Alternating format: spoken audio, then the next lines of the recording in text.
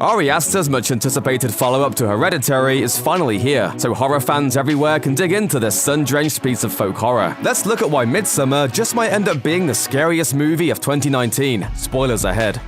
Midsommar has been heavily marketed as a horror film that will scare you despite taking place almost entirely in broad daylight. Midsommar isn't the first film to do this, of course, as any fan of films like The Wicker Man or Day of the Dead can attest. It's not some kind of revolutionary breakthrough for horror, but as with many things in this film, it's executed flawlessly. As the film progresses, the daylight becomes such a threatening specter that you find yourself almost praying for a little more darkness. At least the darkness might cover up some of the gruesome events you're forced to see in bright detail. What time is it?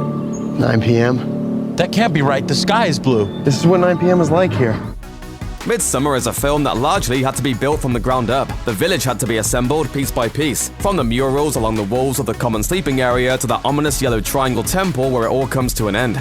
The village is an outgrowth of the film's mission to be a horrific movie experience that takes place almost entirely in daylight. It has to look like a place of celebration, because for the people who live there, it is. It also has to subtly look deeply ominous. It has to look like a festival destination even as it becomes a prison.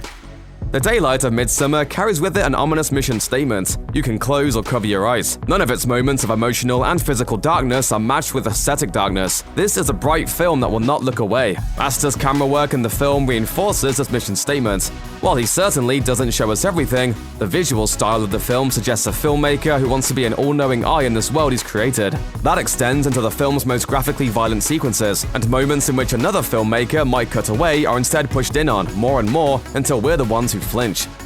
In Hereditary, Aster gave us everything from a little girl's head flying off to a decapitated corpse floating up into a treehouse. The man is not afraid to pile on the gore, and that continues in Midsommar, a film that brings gore into the harsh daylight as often as possible. Simply saying Aster is a director who enjoys putting gruesome moments in his films isn't saying much. A lot of horror directors have accumulated fame thanks to their relentless use of bucket after bucket of blood. What makes Aster's particularly gore style effective is how judicious he is with it. Aster knows exactly how long to wait before dropping his deeply upsetting gore on us, and his timing is what makes the violence work so well.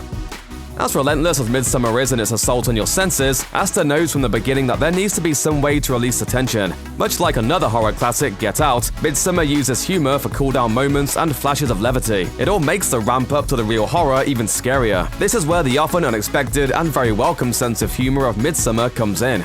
This humor often lives largely in the character of Mark, played by Will Poulter. He's more than happy to chase women around the village while puffing on his vape pen and unknowingly taking a leak on the ashes of their ancestors. Thanks to him, the film adds the horror of American tourists as an invasive species into its narrative.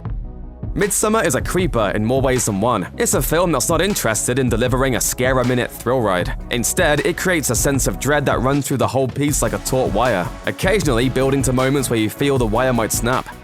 Tomorrow's a big day. Is it scary? The May Queen dance competition near the end of the film, in which Dani is drugged and coerced into a dance endurance ritual, is a masterclass in this kind of filmmaking. As the dance goes on, she is swept along in the ecstasy of the moment, and the constantly twirling tangle of women around the maypole becomes a kind of transformative machine for Dani, helping her to begin to become something else. Through it all, there's a sense that at any moment the scene could explode into hideous, relentlessly graphic violence.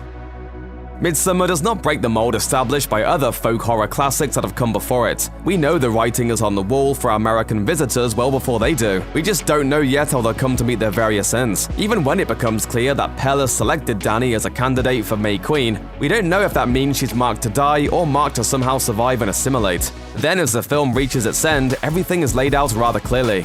Dani survives, and she uses her newfound adoration among the people of the village to make her boyfriend Christian their final sacrifice. The preparation of the ritual and the unflinching camera work are all designed to make you nervous. Then the screaming starts, and those nerves are released in an ecstasy of primal energy that feels at once celebratory and horrifying. Check out one of our newest videos right here. Plus, even more Looper videos about your favorite movies are coming soon. Subscribe to our YouTube channel and hit the bell so you don't miss a single one.